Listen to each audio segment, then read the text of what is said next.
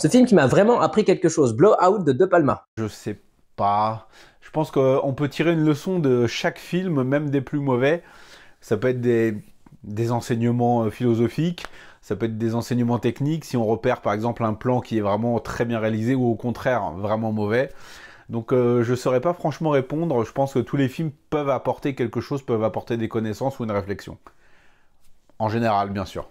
Je dirais Apocalypto de Mel Gibson, sur l'être humain, d'où il vient et où est-ce qu'il va. Ça m'a appris énormément de choses. La prisonnière du désert. La prisonnière du désert, ce qui est assez frappant, c'est qu'à chaque fois que je l'ai visionné, depuis que je suis enfant jusqu'à aujourd'hui, eh bien, j'apprenais et je désapprenais. Mais c'est vrai qu'il y a quelque chose qui revient très souvent dans mon rapport à ce film, c'est ma position de spectateur qui évolue. Alors, on va pas se mentir, au niveau de l'apprentissage, là où on apprend le plus de choses, c'est quand on est jeune, quand on regarde certains films sur certains sujets ou la manière qu'ils ont de les traiter. Donc, c'est plutôt des vieux souvenirs, et j'avoue que là, tout de suite, il n'y en a aucun qui me repasse par la tête, j'ai beau essayer de réfléchir, voilà. Par contre, pour citer un film, je vais simplement dire Invictus, de Clint Eastwood, tout simplement parce que le rugby, c'est pas trop mon domaine, Nelson Mandela, bien sûr, je connaissais, mais sans avoir creusé le truc spécialement, et cette Coupe du Monde de rugby, etc., je connaissais, voilà, je connaissais rien. Donc je peux dire clairement que le film m'a introduit. Alors il m'a pas appris quelque chose en tant que tel, puisque c'est un film, et je me méfie toujours de ce qu'on apprend dans un film, hein, toujours aller creuser derrière, mais c'est un film qui a mis en avant certains événements que je ne connaissais pas, ou que je n'avais pas spécialement creusé personnellement, voilà. C'est pas la révolution, mais voilà, on peut dire que j'ai appris un petit quelque chose grâce à ça. Il n'y a pas un film qui m'a appris quelque chose parce que globalement, tous les films que je regarde m'apprennent à peu près quelque chose. Même les films assez mauvais, il y a toujours quelque chose à en retenir, etc. Et ce qui me plaît dans les films, ce qui fait que je choisis tel film plutôt que d'autres, c'est grosso modo le message qu'il a l'air de défendre et tout. Donc c'est plutôt ça que je recherche dans les films. Du coup, il y en a plein. Il y a le Seigneur des Anneaux sur tous les personnages qui sont prêts à sacrifier pour une cause qu'ils estiment plus grande qu'eux. On a Rocky, encore une fois, sur le dépassement de soi, sur le fait que dans la vie, en fait, on se bat contre soi-même, on se bat pas contre les autres. Et on a un personnage qui est ultra bête, mais ultra gentil. Donc au passage, ça nous montre que, en fait, on juge pas les personnes sur à quel point ils performent. C'est-à-dire que Rocky, c'est un mec qui, ok, dans la boxe, performe. Mais intellectuellement, voilà, il est en dessous de tous les autres. Mais c'est pas grave, parce que c'est un mec qui est gentil, c'est un mec qui aide les autres, etc. etc. Un film qui a été, que pas beaucoup de monde ne connaît, mais qui a été assez important pour moi en termes de message, c'est Deux sœurs pour un roi avec Nathalie Portman et Scarlett Johansson. Et en fait, on a deux sœurs qui courtisent le même roi, une par ambition, parce qu'elle veut la place, parce qu'elle veut être reine, etc. Ça, c'est Nathalie Portman, il me semble, et Scarlett Johansson, ou alors c'est l'inverse, je sais plus. Et l'autre, elle, par contre, elle est clairement amoureuse du roi. Elle s'en fout d'être la reine, etc., etc. Et en fait, on voit que les deux ont un objectif, mais l'une, c'est menée par la passion, et l'autre, c'est menée par l'ambition. Et celle qui va suivre le chemin de l'ambition va se détruire petit à petit, et va avoir une vie pourrie. Tandis que l'autre, qui suit sa vie par passion, elle, ok, sa vie va être pourrie aussi, mais n'empêche qu'elle aura poursuivi un but qui est plus noble. Et voilà, elle aura fait en fonction de ce qu'elle veut réellement. Donc voilà. Et ensuite, je vais en dire un dernier, c'est The Truman Show, parce qu'il y a cette phrase dedans qui dit on accepte la réalité du monde à laquelle on est confronté. Donc Truman grandit dans une télé-réalité où il n'y a que des acteurs qui jouent comme des acteurs, mais comme il a vu que ça, pour lui c'est normal. Donc, et en fait, ça vaut pour tout le monde. Si on grandit avec des parents qui nous montrent un certain rapport au monde, on va grandir avec ce rapport au monde en tête et on va l'estimer normal en fait, même si, même si nos parents nous frappent dessus, même si nos parents nous apprennent à cambrioler des banques ou nous apprennent que voler c'est bien, etc. Tout ça, on va estimer que c'est normal. Et tant qu'on ne remet pas en cause ça, on est prisonnier du monde dans lequel on a grandi, quoi. Donc voilà, et le Truman Show, c'est ça en fait, comment il va s'extraire de ce monde, etc. Et donc je répète cette phrase, c'est on accepte le monde, on accepte la réalité du monde à laquelle on est confronté. Et l'enjeu, c'est de sortir de ce monde auquel on est confronté, de réfléchir par soi-même, etc. et de faire ses propres choix.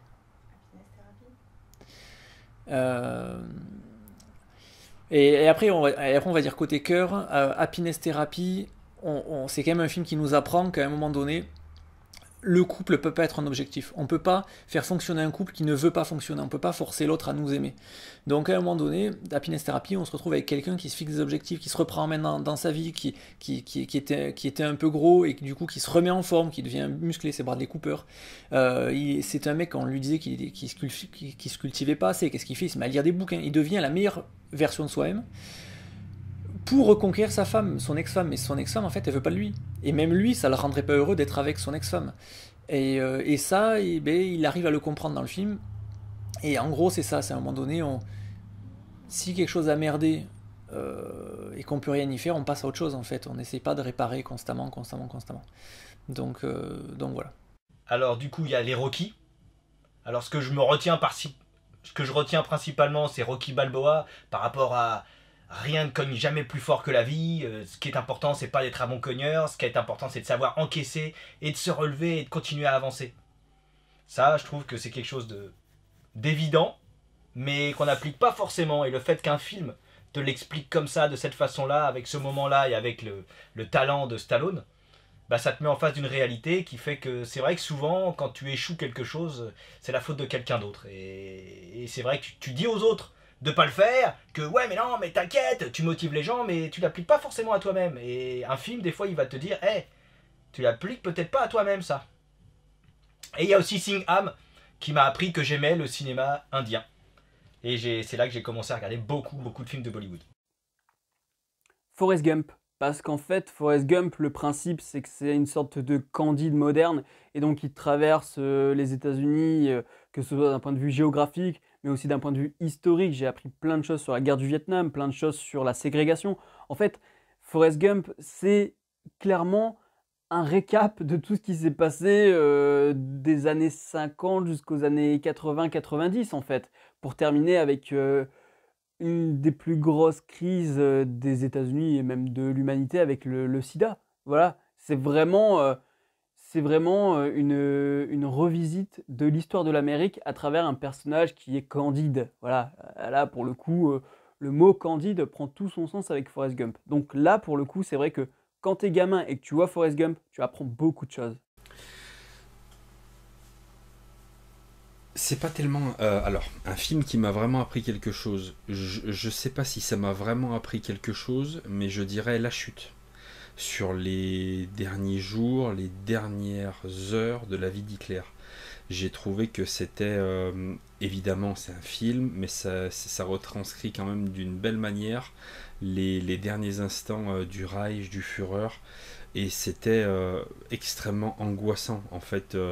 de voir ce psychopathe, enfin je me rappelle même pas le nom de l'acteur en fait qui joue Adolf Hitler, mais c'était suffocant en fait de réalisme.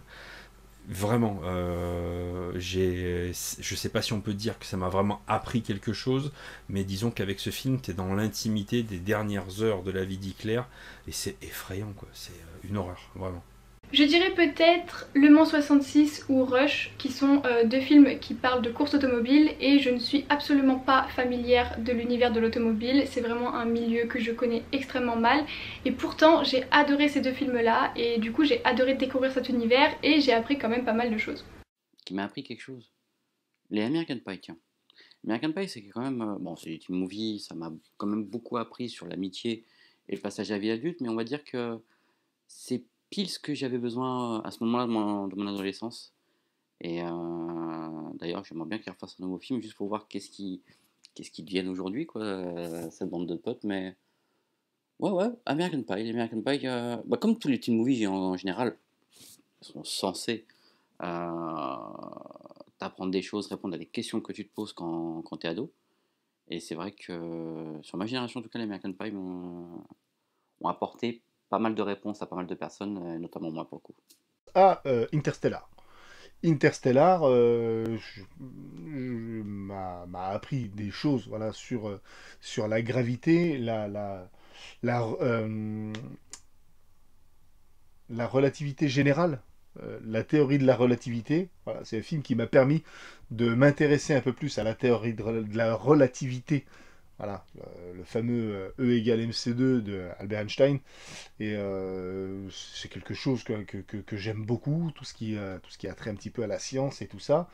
Et c'est un film qui m'a énormément plu et qui m'a donné envie de m'intéresser à voilà, à tout ça et de savoir que le temps est relatif à la gravité. Voilà, si vous avez vu le film, vous savez de quoi je parle. J'ai trouvé ça hyper passionnant. Et donc, j'ai appris ce que c'était, voilà, donc la relativité générale.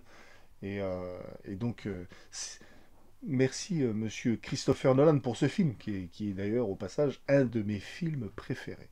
Alors, ça a été compliqué de répondre à cette question, mais j'ai réfléchi et pour moi, c'est vraiment Titanic. Titanic, c'est sorti en 97, réalisé par James Cameron. Moi, à l'époque, j'ai 7 ans, je connais pas James Cameron, je connais pas Titanic, je connais pas le bateau, je connais pas tous ces trucs iconiques et cette histoire assez intéressante. Et donc forcément, moi je pars du principe qu'à 7 ans, voir un film sur un bateau, ça m'intéresse pas. Et donc je traîne mes parents pour ne pas le voir et eux me traînent par la main en même temps pour qu'on aille le voir. Finalement, j'ai cédé, encore une fois, j'ai 7 ans, j'ai pas vraiment le choix. Et je suis sorti de la salle et j'ai adoré, 3 heures de pur bonheur. Et surtout, c'est un film qui m'a beaucoup appris. Pourquoi ? Parce que je me suis intéressé après ça sur tout ce qui est l'histoire autour du Titanic, les paquebots, les naufrages, tout ce qui était aussi les histoires autour de certains personnages iconiques qu'on pouvait avoir dans le vrai Titanic, mais aussi sur la marine française, la marine anglaise, avec la White Star Line justement. C'est quelque chose qui moi m'a beaucoup intéressé. Et grâce à Titanic, j'ai pu vraiment parfaire, on va dire, mon intérêt pour tout ce qui était nautique. Et justement, je suis allé par la suite dans des musées de la marine justement en France, etc. Donc voilà, c'est grâce à Titanic, c'est grâce à mes parents et je les remercie quand même parce que ça fait partie maintenant de mon top 10 peut-être des meilleurs films que j'ai vus de ma vie et des films qui m'intéressent toujours et que je peux toujours re-regarder surtout.